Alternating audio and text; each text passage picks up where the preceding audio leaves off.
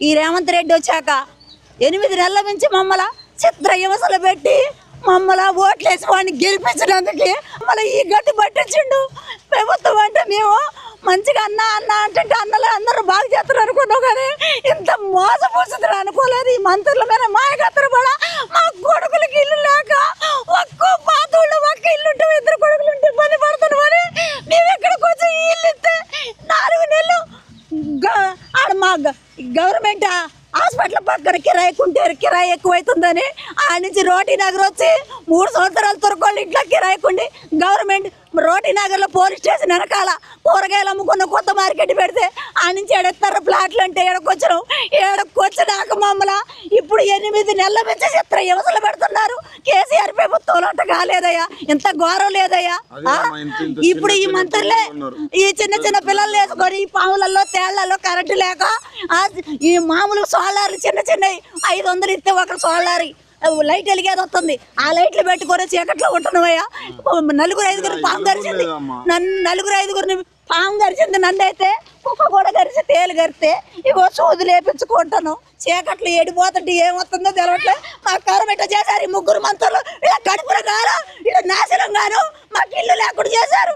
ఇత్తరేమనుకున్నాం, ఇత్తర పట్టాలు ఇత్తరేమంటే పత్రం చేసిపోయారు. ఈ ముద్దు కొట్టేస్తే ఎంత చారటి చెక్కేస్తారో ఇల్లు కట్టిస్తారో అన్న ఆలోచనతో మేమిట్ట చేసినాం. కానీ ఇంత ఘోరం ప్రభుత్వం. నా పిల్లగాడైతే నిన్న నా ఇల్లు గొరగొట్టకడే మా నాయనమ్మ చచ్చిపోద్దారు ఆడుతున్నా మనవడు, నా మనవడు ఆడుతున్నా నా ఇల్లు గోల కొట్టారయ్యా. ఇల్లు ఇస్తారు ఇళ్ళ చోటు అంటే ఇల్లు ఇచ్చారు.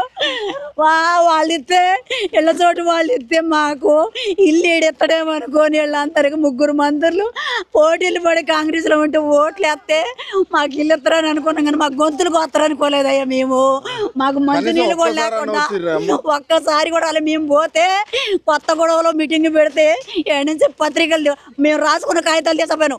ఆడ తీసుకున్నారు సొంతం చేస్తామన్నారు. వైరాలో పెడితే ఆడిగిపోయారు. కొత్త గొడవ కొండపల్లిలో పెడితే ఆడిగిపోయారు. ఆడ కూడా సొంతం చేతమంటారు, కాగితాలు తీసి చెత్తపుట్టలు వేస్తున్నారు. మొన్న ఈ మధ్యన తుమ్మలరావు మీటింగ్ పెడితే ఆడిగిపోతే దొడ్డి పెద్దదారి వచ్చి మమ్మల్ని చూసి దొడ్డిదారి తారి పక్కకు పోయిండు.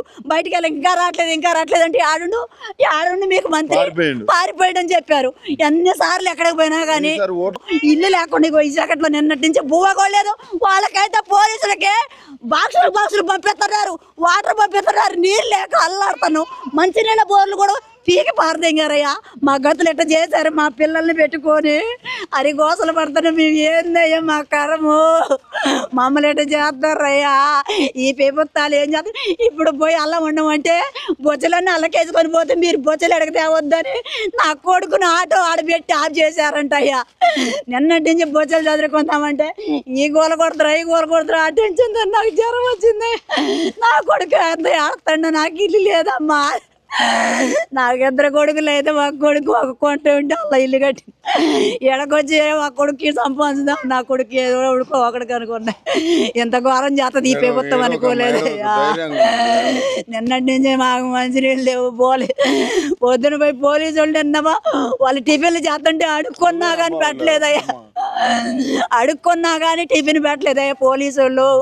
మా కడుపులో అన్నం లేదు, నీళ్ళు లేవు. మా పిల్లగాళ్ళు ఏరే ఊరు బడికి తోలుతుంటే వాళ్ళు వచ్చి మాకు అది పెట్టారయ్యా. ఏంటంటే పులిహారం ప్యాకెట్ తెచ్చి రాత్రి. ఎంత ఘోరం ప్రభుత్వం. అదే వాడికి ఏం తెలపోతే మా కోసం పువ్వన్న పంపిస్తారు. తెలవనుడు తెలిసే వాళ్ళని విమర్శించాలని ఇట్లా చేశారు.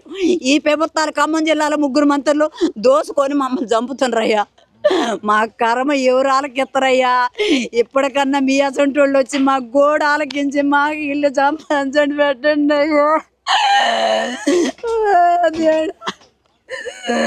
నా కొడుకు ఆటో సామాన్ వేసుకొని అడిగిపోతే సామాన్ దించొద్దంటే మాకు ఇల్లు లేదు అడిగిపోవాలని అంటే ఎంత మడి కూడా సామాన్ దించలేదండి.